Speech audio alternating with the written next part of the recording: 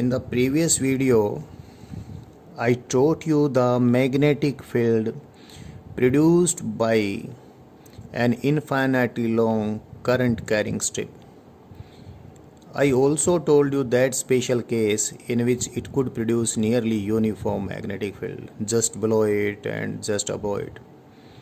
I told you there that uniform magnetic fields are very important, and there are certain more devices which can produce nearly uniform magnetic fields, and solenoid is one such. A solenoid can produce nearly uniform magnetic field inside it. How will it produce uniform magnetic field inside it? I am going to teach you that. I am going to teach you what a solenoid is, how will it produce nearly uniform magnetic field inside it.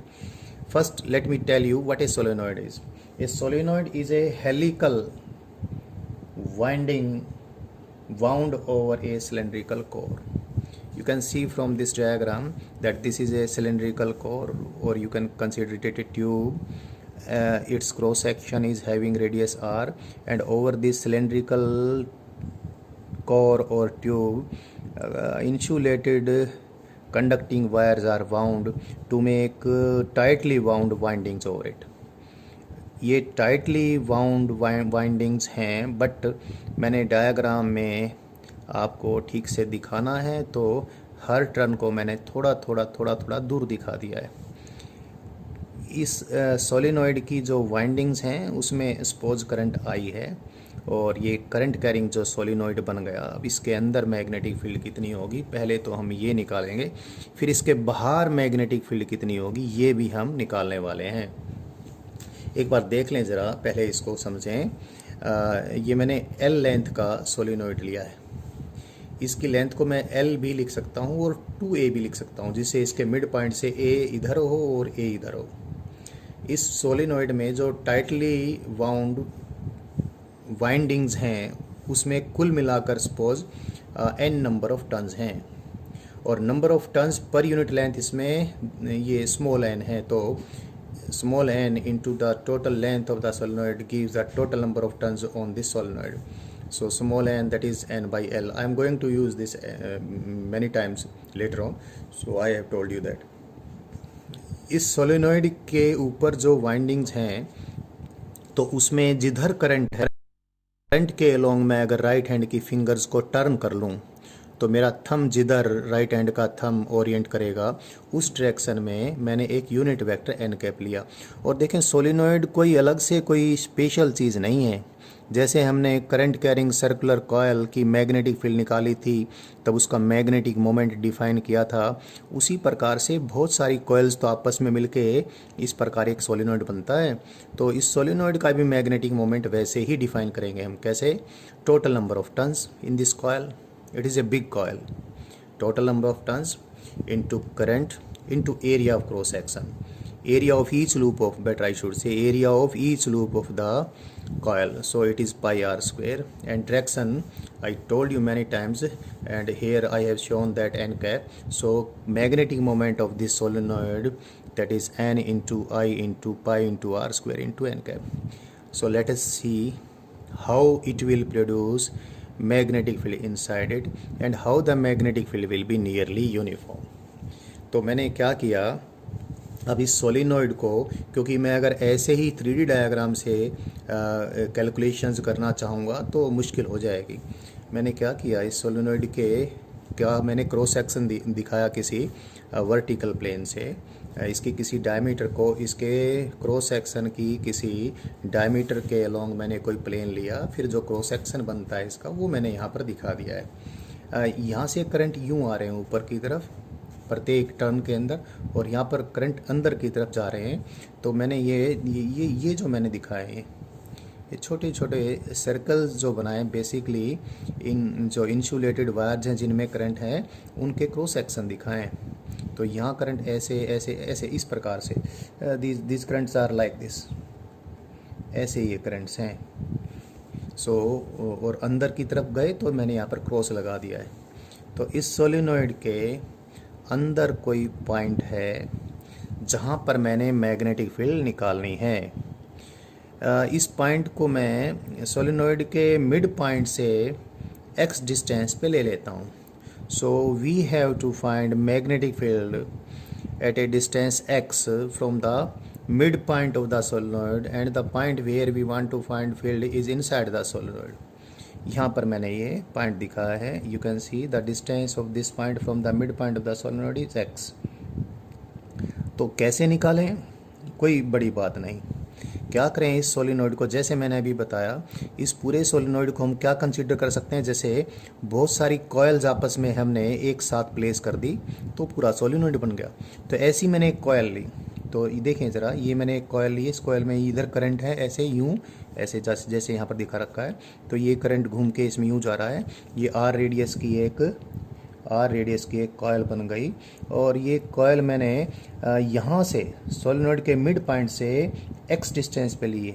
तो ये x और इस x में थोड़ा अंतर करना.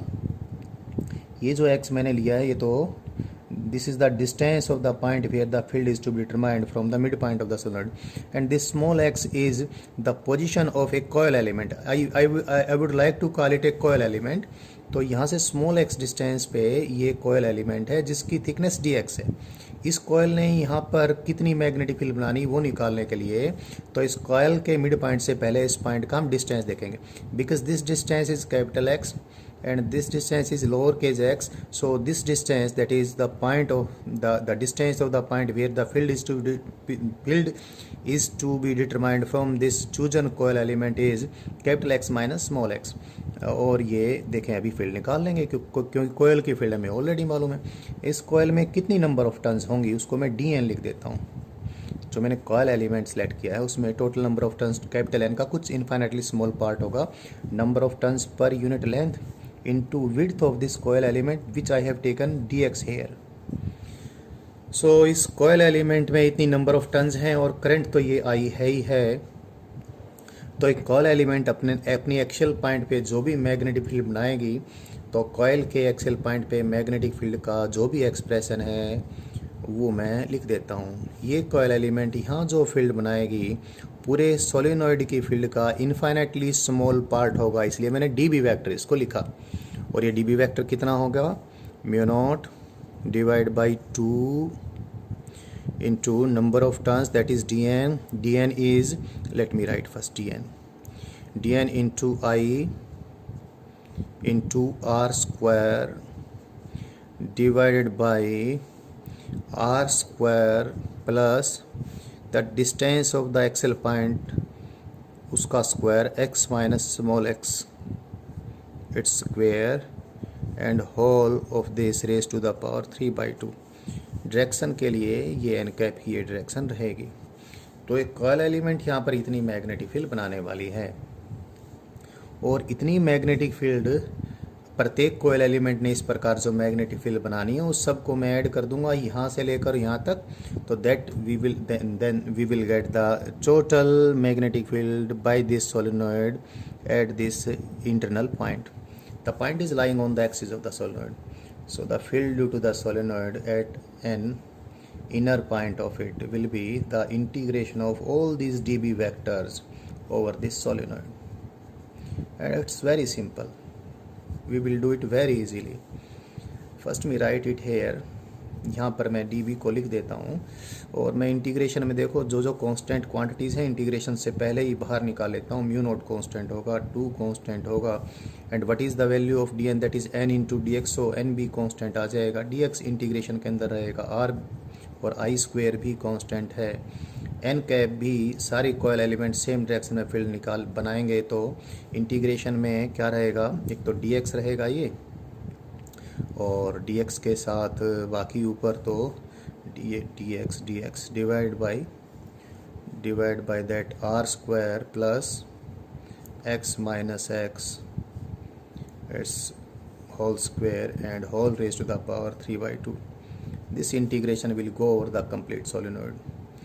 First coil element will be selected here, the last coil element will be there, and we will get the integration of all dB vectors. We are just going to do that. You can see this right angle triangle here. This angle, say it is theta. इस angle को मैं theta ले लेता हूँ, this one theta. So this coil element which is producing field here, इस integration बहुत सारे तरीके हैं इस इंटीग्रेशन को करने के, इवेलुएट करने के. एक सिंपल सा तरीका मैं यूज़ कर लेता हूँ. See this base of the right angle triangle that is x minus x that is equal to r into cot of this theta.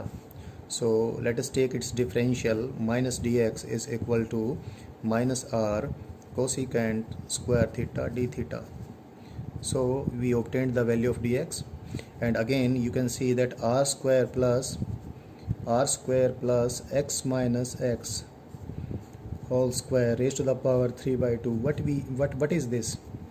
This is because you put just x minus x is equal to r cot theta. We take it out common, we get r cube 1 plus cot square theta, it's raised to the power 3 by 2, and it is cosecant square theta. So ultimately we get r cube cosecant cube theta.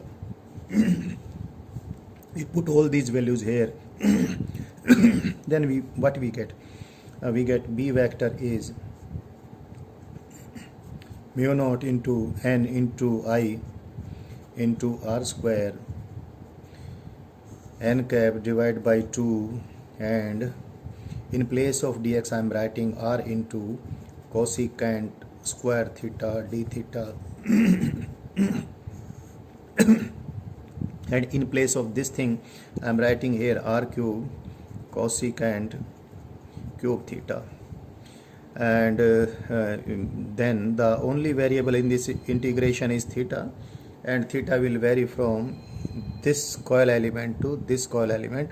When we join this coil element to this point, say this angle is theta 1, and the last coil element is this one here.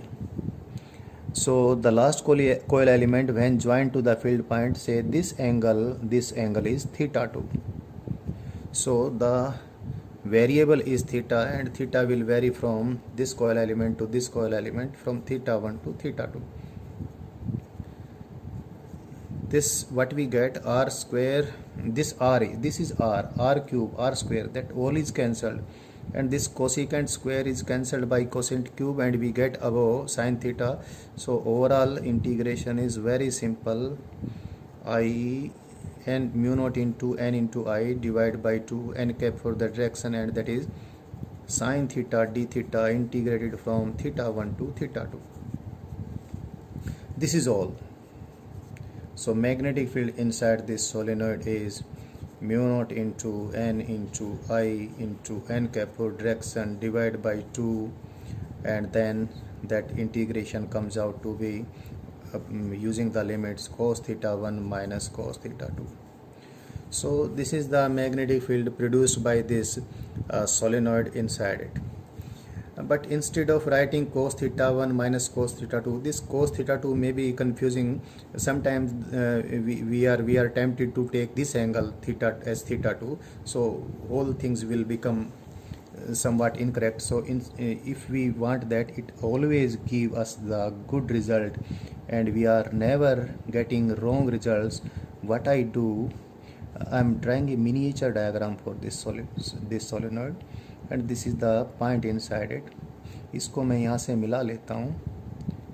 ये तो मैंने theta 1 जो लिया था वो है ही है, और क्योंकि मैंने थीटा 2 अभी ये वाला लिया था, ये थीटा 2 लिया था, ये थीटा 1 लिया था, तो क्या करूँ मैं, इस एंगल को let me take it beta, और इस एंगल को मैं अल्फ़ा ले लेता हूँ, तो चीज़ें आसान हो जाएंगी. तो थीटा 1 तो खुद अल्फ़ा ही है, और थीटा 2 ये थीटा 2 है, ये बीटा है, तो theta 2 is equal to pi minus beta. So अगर मैं इन चीज़ों को यहाँ पर इस्तेमाल कर लेता हूँ तो कभी गलती नहीं होने वाली बात हमारे पास आ जाएगी. अदरवाइज़ हम कभी कुछ गड़बड़ कर सकते हैं, वो ना हो इसलिए ऐसा किया. कोस थीटा 1 तो कोस अल्फ़ा हो ही गया, और कोस थीटा 2 पाई माइनस बीटा, तो माइनस माइनस प्लस हो जाएगा, एक कोस बीटा हो जाएगा. सो this is the magnetic field produced bye a long solenoid inside the solenoid. ये इसके अंदर जो फील्ड हमारे पास बन गई है उसको थोड़ा मैंने पहले एनालाइज करना है, फिर इसको किसी और तरीके से भी आपको बताना है। देखिए ज़रा, let me draw the diagram again. वो पूरा इतना लंबा, इतना कॉम्प्लिकेटेड टाइप का डायग्राम नहीं बनाने वाला हूँ, क्योंकि फॉर्मूला हमने ड्राइव कर लिया है। ये आर रेडियस का इसका सर्कुलर क्रॉस सेक्शन है, ये सोलेनॉइड की एक्सिस है, और ये सोलेनॉइड का मिड पॉइंट भी है। हमने फील्ड यहाँ निकालनी थी, और इसमें बस एक दो मैं ये कॉइल्स के एक दो बस करंट दिखा देता हूँ,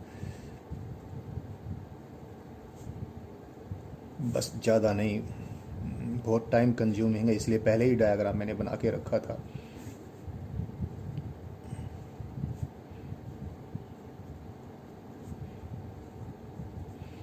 तो ये एंगल मैंने बीटा कहा था, इस एंगल को मैंने अल्फ़ा बोल दिया था, और इसके अंदर मैग्नेटिक फील्ड करंट्स की टर्निंग को ध्यान में रखते हुए इधर magnetic field N cap direction में आई थी, ये रेडियस आर थी, नंबर ऑफ टर्न्स पर यूनिट लेंथ एन है, N into L is total number of turns, ये सारी बात थी। और इसके अंदर मैग्नेटिक फील्ड की जो वैल्यू आई थी मैंने अभी आपको बताया, डायरेक्शन के लिए एन कैप यूज़ किया था, magnitude mu naught into N into I divide by 2 into cos alpha plus cos beta लिखा था। कुछ बड़े इंपॉर्टेंट स्पेशल केसेस हैं, and one very important special case is very important special case, जिसके लिए मैं ये सारी रचना कर रहा हूँ। क्या the solenoid is very long.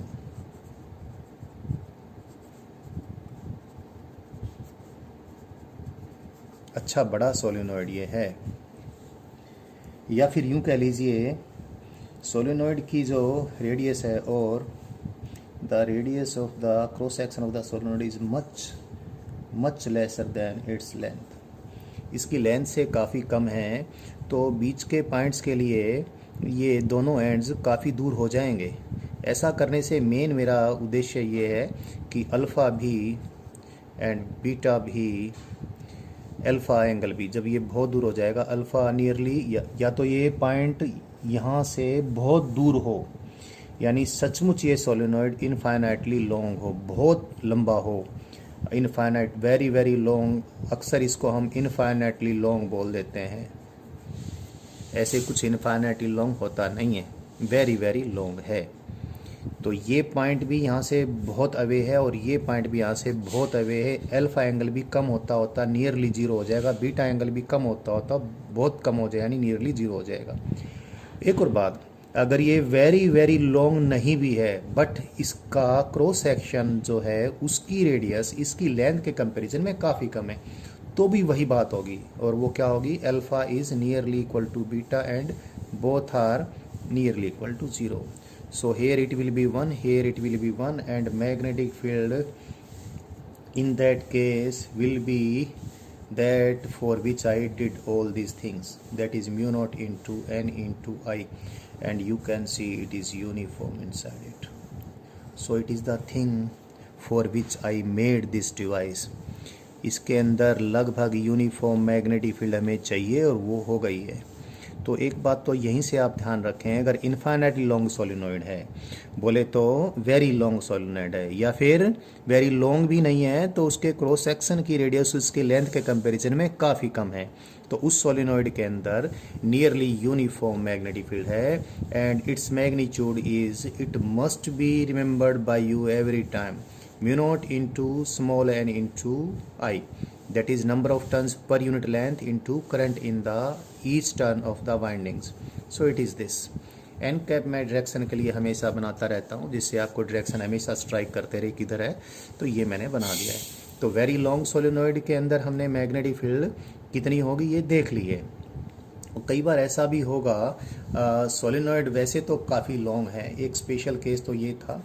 दूसरा जो स्पेशल केस है एट और near one and of A very long solenoid. Solenoid काफ़ी लंबा है, जिसको कई बार हम शब्दों पर इतना ध्यान नहीं दें तो ये बोल देते हैं कि इनफाइनाइटली लॉन्ग सोलिनॉइड है, और इनफाइनाइटली लॉन्ग बोल दिया और फिर उसके एक एंड की बात भी कर ली, तो फिर वो इनफाइनाइट उस एंड पर तो नहीं हुआ, दूसरे एंड की तरफ इनफाइनाइट हो गया, तो फिर हम एक और गलत वर्ड यूज़ कर लेते हैं जिसको सेमी इनफाइनाइट सोलिनॉइड बोल देंगे। तो कई बार शब्द हमारे पास इतने अच्छे होते नहीं और बता देते हैं हम आपको, आप समझ भी गए होंगे। तो या तो ये सोलिनॉइड इधर बहुत लंबा है और इसके इस एंड पे ही मैग्नेटिक फील्ड निकालनी है, या फिर जो प्रैक्टिकल बात है वो करें, इसके क्रॉस सेक्शन की रेडियस काफ़ी कम है। तो अगर बहुत लंबा नहीं भी है तो क्रॉस सेक्शन के कंपैरिजन में ये बहुत लंबा हो जाएगा।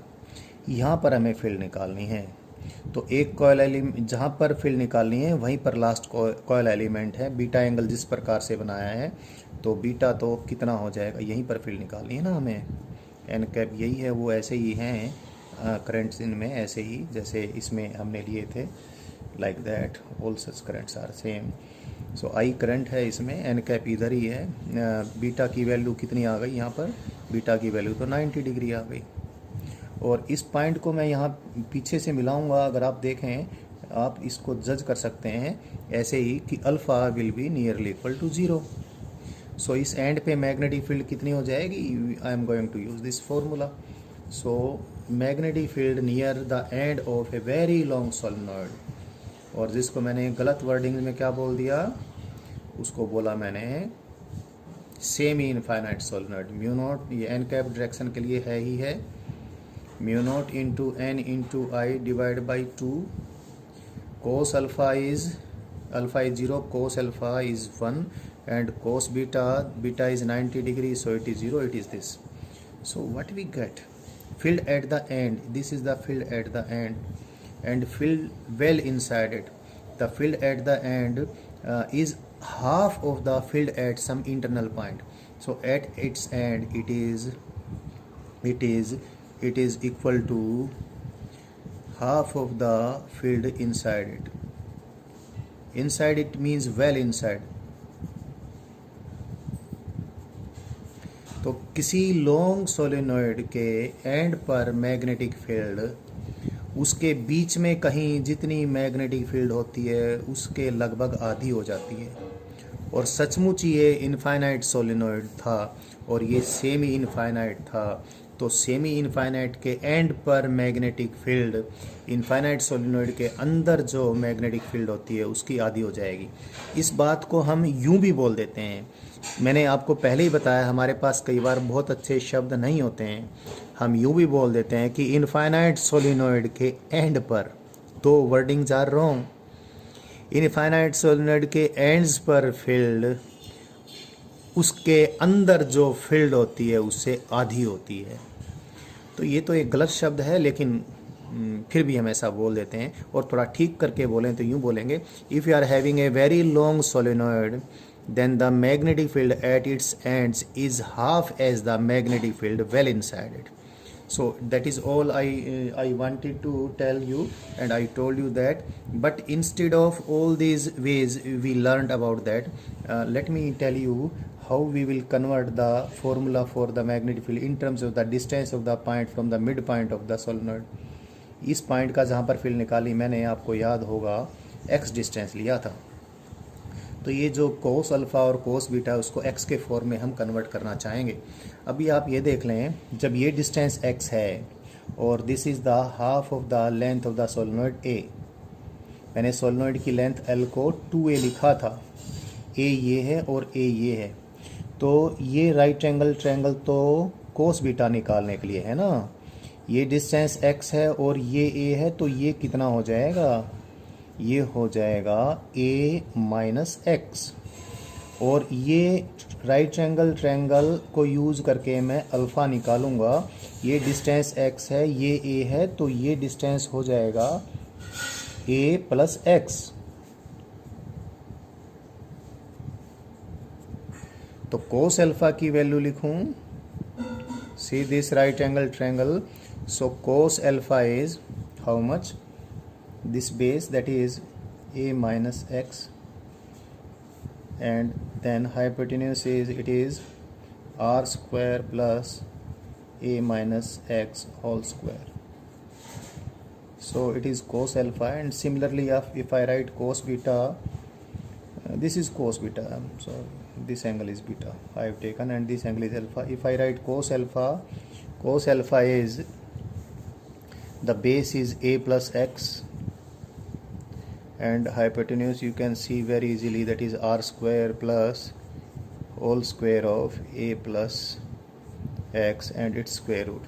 So I just put the values of cos alpha and cos beta, and then we obtain the magnetic field produced by this solenoid inside it, and that comes out to be n cap for direction mu naught into n into I divided by 2. Cos beta is this, cos alpha is this, that is a plus x divided by square root of r square plus a plus x whole square, and plus this one cos beta कितना है, a minus x divided by square root of r square plus here it is a minus x its whole square, it is this. तो ये magnetic field x के form में भी हमने लिख दिया है, और ये एक इम्पोर्टेंट फॉर्मूला है जिसको मैं आगे आपको एक बार, मैंने जैसे इस सोलेनॉइड के बाहर फील्ड निकालनी है, I am going to tell you the magnetic field produced by this solenoid outside it, और आप देखना उसमें भी मैं सेंटर से x डिस्टेंस पे ही बाहर फील्ड निकालूंगा, and we will get the same expression. तो वो कंपैरिजन करने के लिए मैंने यहाँ पर ये निकाली है, लेकिन इसको मैं बाद में यूज़ करने वाला हूँ। लेकिन इससे पहले जो मैंने मिड पॉइंट और एंड पर जो अभी वैसे डिस्कशन कर लिया है, लेकिन उसको मैं थोड़ा और भी आपको बताना चाहूँगा। एक बार फिर उसका डिस्कशन, थोड़ा और डिस्कशन इसका होना चाहिए, बड़ा इंपॉर्टेंट है ये। I am removing this page, if it is required I will show you it again.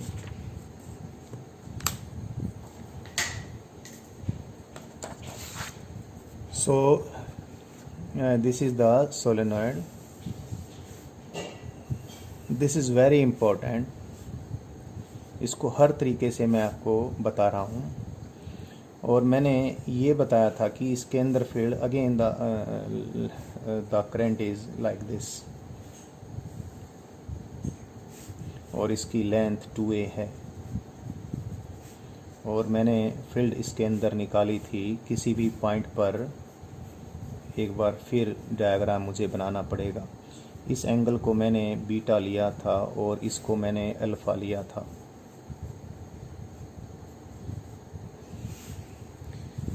कोई बात नहीं इस पे।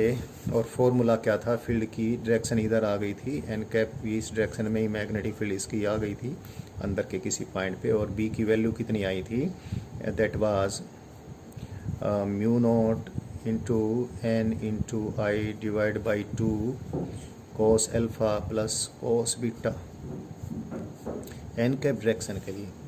इसके दो स्पेशल केसेस, हालांकि मैंने स्पेशल केसेस डिस्कस किए हैं, और लेकिन मेरा फोकस जो प्रैक्टिकली हम सोलेनॉइड ज़्यादा यूज़ करते हैं यूनिफॉर्म मैग्नेटिक फील्ड बनाने के लिए उस पे था। यानी solenoid either it was very long और the radius of the cross section of the solenoid was very small as compare to its length. लेकिन अभी थोड़ा और भी हम कर लेते हैं, ये भी यूज़फुल है कि सोलेनॉइड की हम इस कंडीशन को थोड़ा रिलैक्स करते हैं, वेरी लॉन्ग वाली, वो हम बाद में इसमें कर लेंगे अगर ज़रूरत पड़ती है तो हमें। सोलेनॉइड जैसा भी है जिसकी लेंथ 2a है, जिसकी रेडियस क्रॉस सेक्शन की r है, 2a लेंथ का ये है, दो पॉइंटों पर हम फील्ड निकालेंगे, एक तो इसके मिड पॉइंट पर और एक इसके एंड पर। इसके मिड पॉइंट पे हमने फील्ड निकालनी है, तो मिड पॉइंट पे अगर फील्ड निकालूंगा तो जनाब ये दोनों एंगल, भाई ये मैं बार बार भूलता हूँ और मुझे याद आता है कि मुझे बोलना चाहिए, भाई ये तो है, ये बहुत सारी बनानी हमेशा बहुत मुश्किल होती है।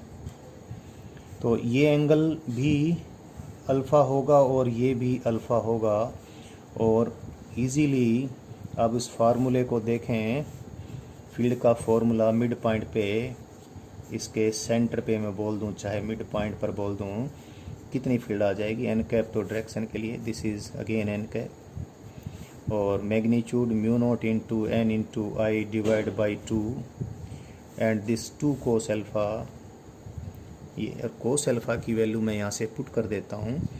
कोस अल्फ़ा की यहाँ से वैल्यू पुट करूँ तो देखिए ज़रा हाउ मच,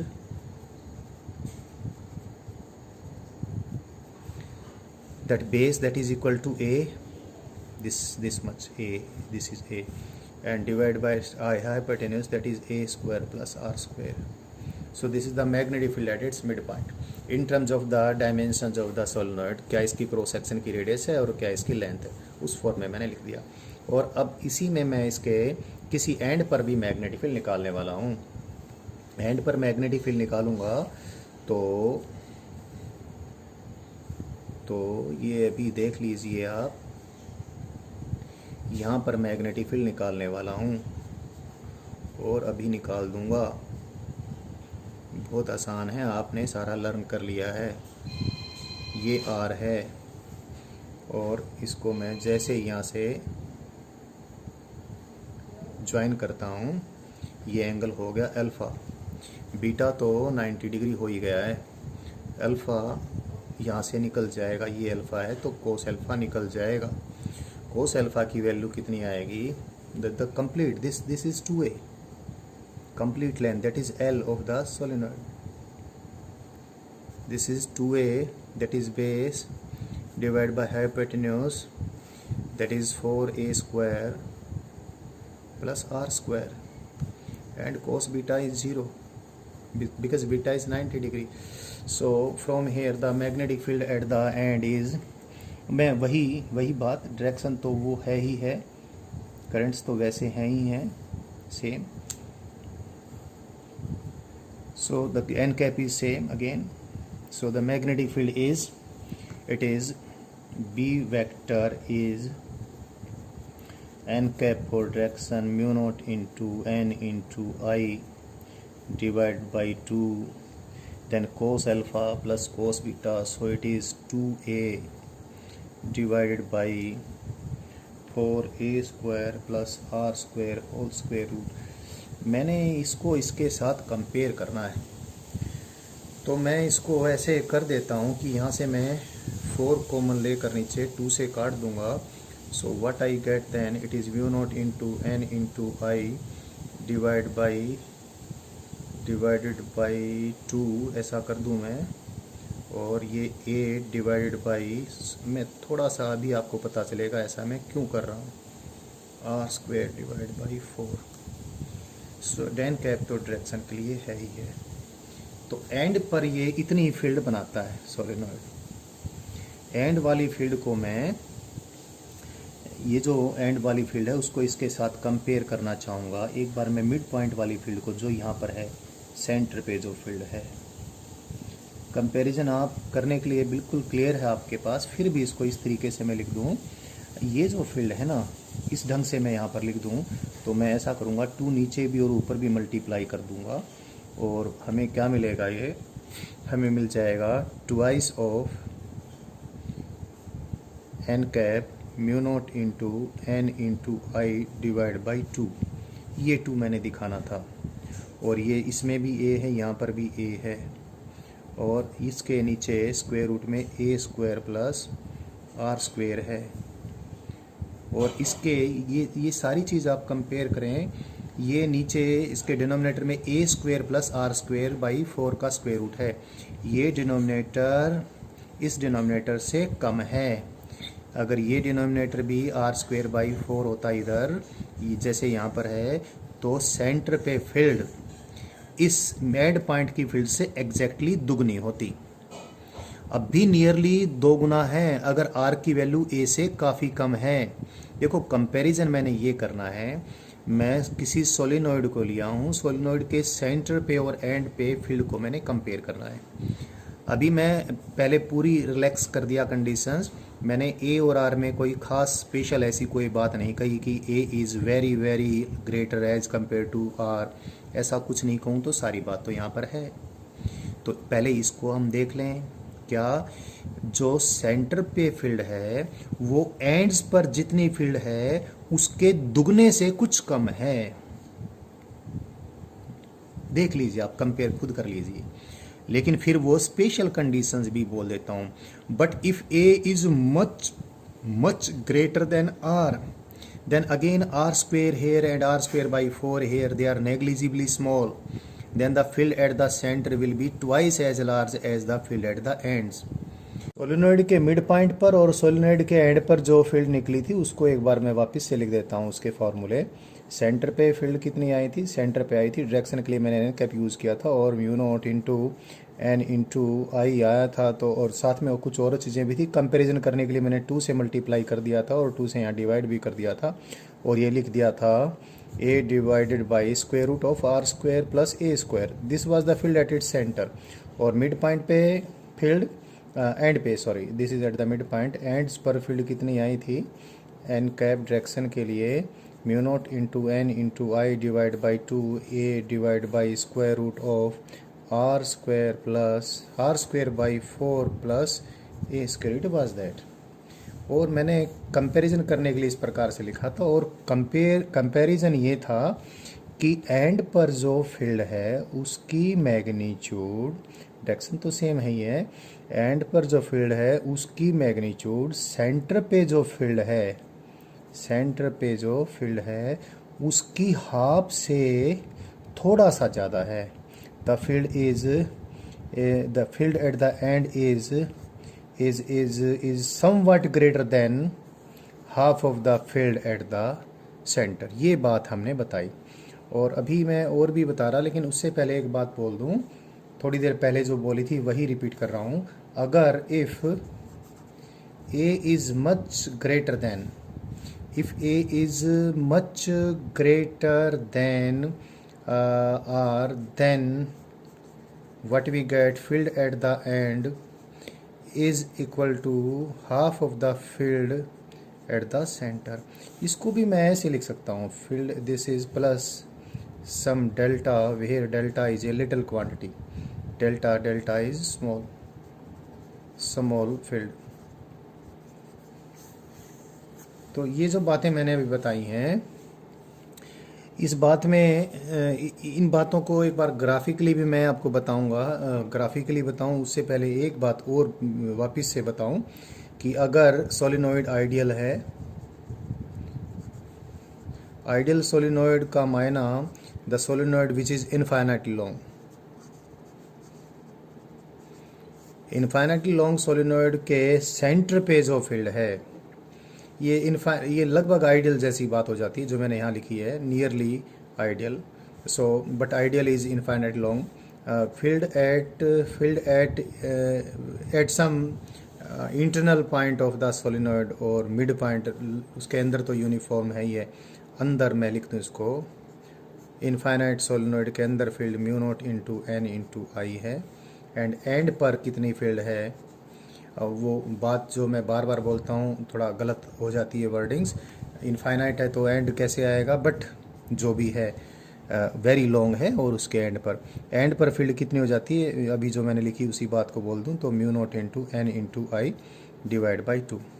तो इन सारी बातों को यूज़ करके एक हम ग्राफ भी प्लॉट कर लेते हैं जो किसी सोलिनॉइड के अंदर मैग्नेटिक फील्ड किस प्रकार मिड पॉइंट से एंड्स की तरफ वेरी करती है। तो एक ग्राफ हम ड्रा कर लेते हैं। B versus x is equal to 0, x is equal to, मैंने आपको बताया कि सोलिनॉइड के मिड पॉइंट से एक्स डिस्टेंस पर हम फील्ड कैलकुलेट कर रहे हैं। तो एक्स इज इक्वल टू 0 माने mid point of the solenoid, X is equal to A माने this end of the solenoid, X is equal to minus A means the left end of the solenoid. जो मैंने diagram बनाया था उसमें left hand right hand ये दिखाएं। और ये आइडियल सोलेनोइड की फील्ड है जो कि mu naught into N into I है। और इसका हाफ भी मैं ड्रा कर देता हूँ। मैं कुछ लाइंस ड्रा करता हूँ। these lines, this line corresponds to mu naught into n into I divided by 2. So अगर सोलेनोइड ऐसा है जिस सोलेनोइड की लेंथ ये वाली r से काफ़ी ज़्यादा है तो, और उसके अंदर मिड पॉइंट पर तो फील्ड इनफाइनाइट सोलेनोइड जितनी ही होगी, नियरली इक्वल टू दैट होगी, और एंड तक आते आते फील्ड आधी हो जाएगी, और मिड पॉइंट के आसपास फील्ड लगभग यूनिफॉर्म होगी। तो फील्ड का वेरिएशन ऐसा होगा, और एंड तक आते आते फील्ड आधी रह जाएगी। So the graph is like this. और बाहर फील्ड डिस्टेंस के साथ बड़ी तेज़ी से डिक्रीज होगी। So it is this, the variation of the field inside the solenoid, long solenoid, is like this. But if it is a solenoid whose R is not so much lesser than as compared to A, तो एक तो mid point पे field इससे कुछ कम होगी और ends पे field इससे कुछ ज़्यादा होगी। ये तो आधी होगी ना, इससे थोड़ा ज़्यादा हम दिखा लेते हैं यहाँ पर। और बाहर भी तेज़ी से वो डिक्रीज़ नहीं होगी। तो फील्ड का वेरिएशन इस प्रकार से हो जाएगा। The field will very inside such A solenoid like this. इस प्रकार थोड़ा ज़्यादा मेरे से ऊपर ये हो गया है, इस प्रकार like this. So this is the variation of the magnetic field. I could not plot the graph smoothly here, but whatever I drew, I think ये आपको समझ में आ गया होगा। So X versus that is distance from the mid point of the solenoid, और solenoid के अंदर फील्ड किस प्रकार से वेरी होगी मैंने बताया। और इस बात को मैंने कवर किया है कि एंड्स पे फील्ड जितना सेंटर के आसपास है उससे आधी सी थोड़ा फालतू है। बहुत ज़्यादा अच्छा नहीं बन पाया मेरे से ग्राफ, बट इससे आप समझ जाएंगे ये पॉइंट थोड़ा ज़्यादा ऊपर उठ गया है। So this is all about the magnetic field produced at various points by a solenoid at its internal points, और उसके एंड्स पे भी फील्ड को मैंने डिस्कस किया है। अब मैं किसी सोलेनोइड के बाहर कितनी फील्ड होगी, सोलेनोइड अपने से बाहर किसी पॉइंट पर कितनी फील्ड बनाएगा, ये बताने वाला हूँ।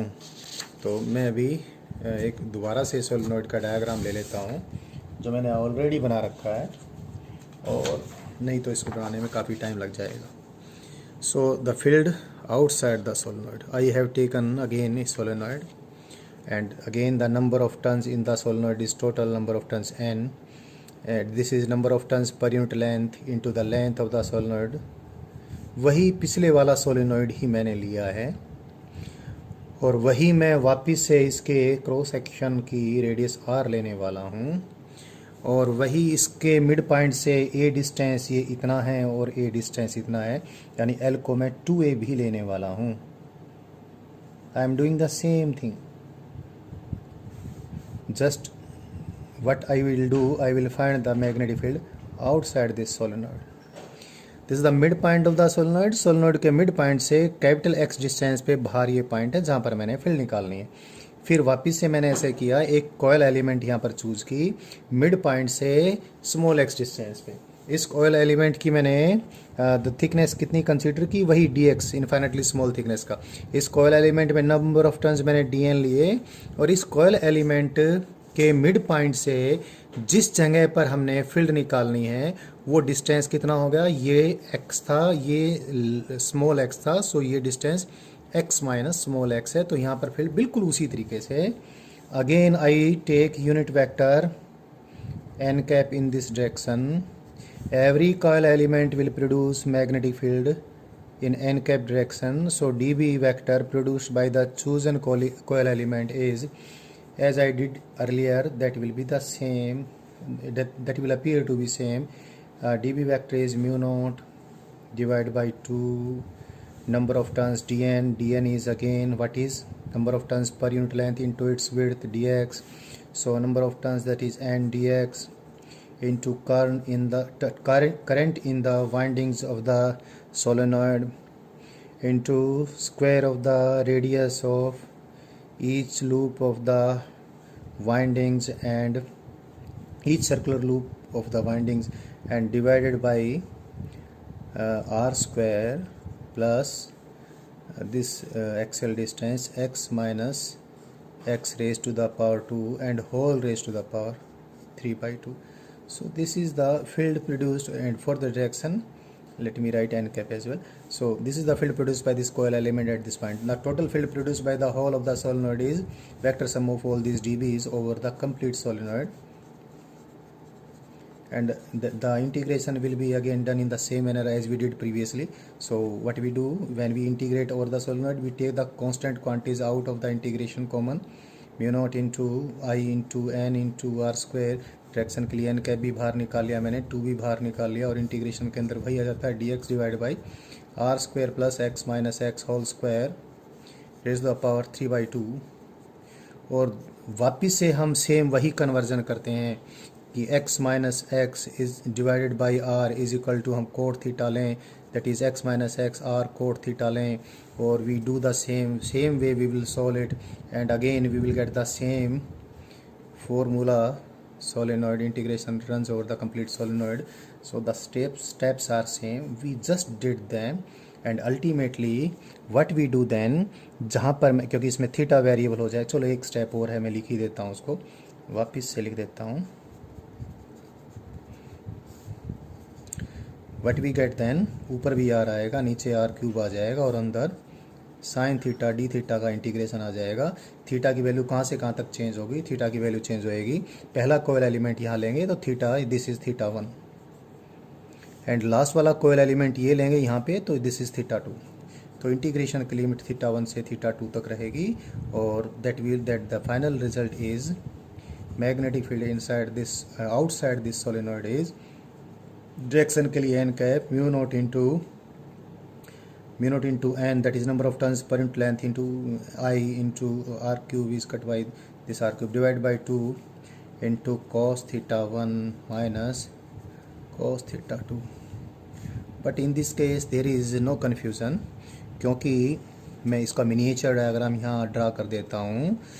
तो भाई फील्ड क्योंकि बाहर निकालनी है, ये सोलिनॉइड यहाँ तक है ये, और बाहर वाले पॉइंट को हमने जब मिलाया इस एंड से, तो ये एंगल थीटा 1 है और ये एंगल थीटा 2 है.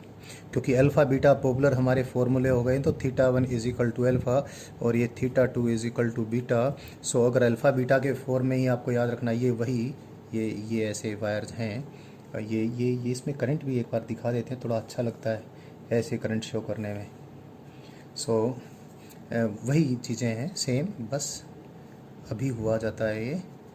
तो इस केस में फॉर्मूला वही रहेगा, यानी पिछले वाले में तो बीटा की वैल्यू पाई माइनस थीटा या थीटा 2 की वैल्यू पाई माइनस बीटा आने से यहाँ पर प्लस साइन आ गया था, लेकिन इसमें नहीं आने वाला है, ये ऐसा ही रहेगा, ऐसा ही अच्छा है. ये cos alpha minus cos beta. So the field outside this solenoid is this. इस फॉर्मूले को हमने बड़े यत्न से इस x के फॉर्म में लिखना है, और हम उसके बाद बहुत सारी चीज़ें लर्न करने वाले हैं. तो एक बार इस डायग्राम को, इस मिनिएचर डायग्राम को भी मैं वापस यहाँ पर बना दूँ, कोस अल्फ़ा और कोस बीटा ले लूँगा, और फिर मैं इसको यहाँ पे बना रहा हूँ थोड़ा सा बड़ा करके, ये तो ज़्यादा ही छोटा बना दिया मैंने. मैं ऐसा कर देता हूँ, ये मैंने सोलेनॉइड यहाँ पर ड्रा किया, ये बाहर कोई पॉइंट है, ये सोलेनॉइड का मिड पॉइंट है. आप ये देखें, ये एक एंड सोलेनॉइड का, ये दूसरा एंड सोलेनॉइड का, ये टर्न्स हैं जिनमें करंट्स हैं. लास्ट वाली ये टर्न दिखा दी और लास्ट वाली ये टर्न भी दिखा दी, जिससे ये क्लियर हो कि ये सोलेनॉइड यहाँ से यहाँ तक है. और भाई बच्चों, ये डिस्टेंस हमने x लिया है, ये वाला कैपिटल X सोलेनॉइड के मिड पॉइंट से, और ये डिस्टेंस हमने a लिया था, a, और ये भी हमने a लिया है, a. तो सोलेनोइड के इस एंड वाली टर्न से इस पॉइंट का डिस्टेंस हो जाएगा अब x माइनस ए, और ये एंगल बीटा है और ये एंगल अल्फ़ा है। तो कोस अल्फ़ा और कोस बीटा की वैल्यू आसानी से इसमें लिख दूं, इसलिए मैंने डायग्राम बनाया है। तो इस डायग्राम को देखकर आप आसानी से very easily you can write the values of these things and what we obtain is, first we write the value of cos alpha, this is x plus a divided by what, this, and that is r square plus x plus a square, its square root, and minus cos beta is this, that is x minus a divided by square root of r square plus ये this, ये है आपका direction के लिए cap लिख दिया है। तो इस सोलेनोइड के बाहर फील्ड इतनी है। मैंने अभी थोड़ी देर पहले ही सोलेनोइड के अंदर फील्ड जब लिखी थी, जब आपको याद होगा यहाँ पर कोस अल्फ़ा प्लस कोस बीटा आया था, तो मैंने फील्ड को लिख के बताया था x के फॉर्म में, यानी distance from the mid point के फॉर्म में, और मैंने कहा था देखना बाहर भी हम फील्ड निकालेंगे वही फॉर्मूला आने वाला है। मैंने वो पेज संभाल के रख लिया था, अभी देख लें आप, देख लें बिल्कुल सेम फार्मूला, ये अंदर वाला ये वाला केस, ये डेरिवेशन मैं आपको करवा चुका हूँ पूरा। तो आप देखें ज़रा, इसमें चेक कर लीजिए। ये बस ये लिखते लिखते कई बार कैपिटल एक्स और स्मॉल एक्स में ध्यान ही रहता है। स्मॉल एक्स तो मैंने वेरिएबल लिया था, कैपिटल एक्स तो मैंने फील्ड पॉइंट का distance. See try to compare this to, this thing is same, this is same, this is also same, here it is plus sign but it is a minus x, here it is negative sign so it is x minus a। अगर ये negative sign बाहर निकालूं तो same यही आ जाएगा। तो जो formula अंदर के किसी पॉइंट के लिए है वही फॉर्मूला बाहर के किसी पॉइंट के लिए, बस इतना चेंज हो जाएगा। अगर पॉइंट बाहर है तो x ज़्यादा होगा, a कम होगा, और अंदर है तो a ज़्यादा होगा, x कम होगा। इसमें ही सारा फ़र्क है, बाकी कोई डिफरेंस नहीं है। ये और ये तो सेम ही है, x माइनस ए का स्क्वायर का या x माइनस ए का या a माइनस एक्स का एक ही बात है। So the formula for the field at an internal point is same as the formula for field at an external point. लेकिन अभी एक्सटर्नल पॉइंट पर जो मैग्नेटिक फील्ड सोलेनोइड की है, इसको हमने काफ़ी ज़्यादा समझना है, और ये समझाने के लिए इस समझ के बाद आपको कई चीज़ें और भी क्लियर होने वाली हैं। तो ये मैं आपको अभी बता देता हूँ। देखिए ज़रा, कुछ स्पेशल केसेस के ज़रिए इसको मैं बताऊँगा, फिर कुछ कंपैरिजन भी करने वाला हूँ। पहले तो एक बार, क्योंकि मैंने पेज पलटी कर दिया है, और या फिर मैं दोबारा से लिख ही देता हूँ, आपको इससे याद भी हो जाएगा। क्या था, एक तो डायरेक्शन के लिए तो एन कैप था, म्यू नोट था, नंबर ऑफ टर्न्स पर यूनिट लेंथ था, इनटू करंट था, डिवाइड बाई 2 था, और अंदर क्या था, अंदर था हमारा x plus a. What is x? The distance of the point where the field is to be determined from the mid point of the solenoid, divide by square root of r square plus ये जो भी है उसका square.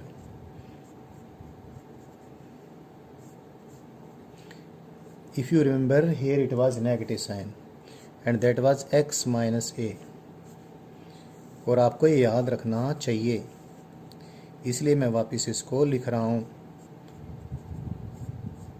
ये हमारे पास solenoid के बाहर field का फॉर्मूला आया था। इसके कुछ स्पेशल केसेस हैं जो हमें बहुत सारी चीज़ें लर्न करवाने वाले हैं। देख लेते हैं, इसको ठीक से समझ लेते हैं। पहले तो मैं इसको कुछ थोड़ा सा उलट पुलट के लिख देता हूँ। ऐसा करूँ मैं, या इसमें कॉमन निकाल लेता हूँ, x प्लस ए का स्क्वायर रूट होकर इससे कट जाएगा, तो ये क्या बच जाएगा, ये बचेगा हमारे पास, you can see it will be 1 plus are square divide by x plus A square, इसकी पावर -1/2। मैंने ये x प्लस ए स्क्वायर इसे कॉमन निकाला, x प्लस ए से x प्लस ए कट जाएगा, इसकी पावर -1/2 होगी। मैंने इस ढंग से लिख दिया है। ऐसे इसको लिख देता हूँ। ये क्या आ जाएगा यार, ये आ जाएगा 1 plus are square divided by x minus this thing, ये भी -1/2। So we get this. तो पहले तो मैंने ऐसा लिख दिया, और अब मैं क्या कर लेता हूँ, for a short solenoid, for a solenoid और small R, for a solenoid, short की बात भी करेंगे, for a solenoid of small R जिसके क्रॉस सेक्शन की रेडियस काफ़ी कम है as compare to its length, तो फिर मैं बायनोमियल अप्रोक्सीमेशन लगा पाऊंगा। काफ़ी कम आर की वैल्यू है, तो using binomial approximation I can write the expression for magnetic field as mu naught into N into I divide by 2। So what I get from here, it is 1 minus r square divide by 2 x plus a whole square, and this is -1 minus r square by 2 x minus a whole square. It is this. Again I repeat the condition, that is for a solenoid of small radius of its circular cross section. So B is n cap, तो direction के लिए है ही है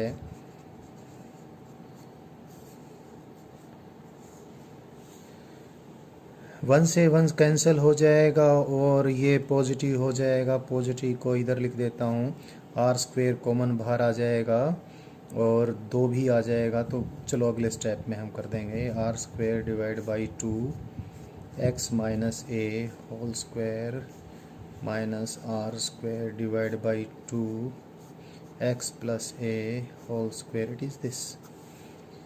After taking LCM and solving a little bit, what we get then is mu naught into n into I into r square divided by 4, and here it is x square minus a square its whole square, and what we get inside 2xa plus 2xa 4x into a. It is this. What I do, I multiply it by pi and pi here also. ये मैंने ऐसा कर दिया। ये क्यों किया, ये जानबूझकर किया है मैंने, अभी आपको पता चलने वाला है मैं ऐसा क्यों कर रहा हूँ। बड़ा इंटरेस्टिंग है ये। एन कैप तो बाद में लिखूँगा अभी तो पहले फंडामेंटल कांस्टेंट फॉर मैग्नेटोस्टैटिक्स और मैग्नेटिज्म। इलेक्ट्रोमैग्नेटिज्म में 2 फंडामेंटल कांस्टेंट हैं। एक तो है 1/4 pi epsilon not for the situations concerned with electric force, and the other one is mu naught upon 4 pi, which is related to the situations for magnetic interaction. तो ये मैंने fundamental constant यहाँ लिख दिया, और अभी क्या कर देता हूँ, अभी मैं n जो है number of turns per unit length हैं, देखो ये x है, x 4x इंटू a, तो इसको मैं 2a यहाँ ले आया, तो 4 में से 2 मैंने यहाँ अभी और भी लिख दिया है। ये आई भी यहाँ लिख देता हूँ, पाई यहाँ लिख दिया, आर स्क्वायर भी यहाँ लिख दिया, एन कैप भी मैंने यहाँ पर लिख डाला। ये ऊपर की सारी चीज़ निपटा डाली हैं। हाँ, एक्स छूट गया था अभी, एक्स, ये सारी चीज़ मैंने लिख दी है ऐसे, divided by that x square minus a square its whole square.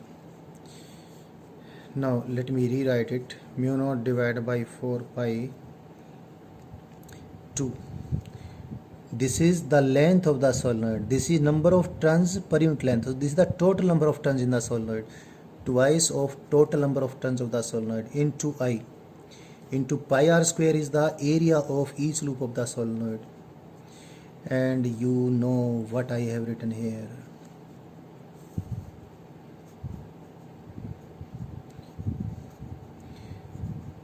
बच्चों, जब मैंने डेरिवेशन किया था मेरे पास 2x थे, मुझे कोई और सिंबल अच्छा नहीं लग रहा था, तो मैंने एक्स डायरेक्शन में एक्स ही लेना उचित समझा था।